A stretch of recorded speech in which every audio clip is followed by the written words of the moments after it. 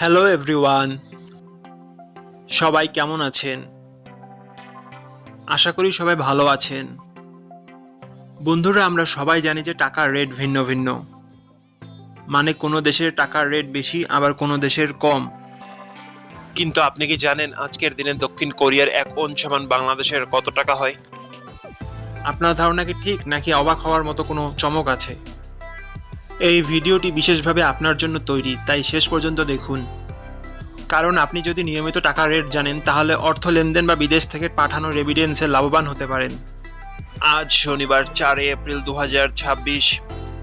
আজ দক্ষিণ কোরিয়ার 1 টাকা সমান বাংলাদেশের 0 টাকা 081 পয়সা, আর অপরদিকে বাংলাদেশের 1 টাকা সমান দক্ষিণ কোরিয়ার 12 টাকা 34 পয়সা।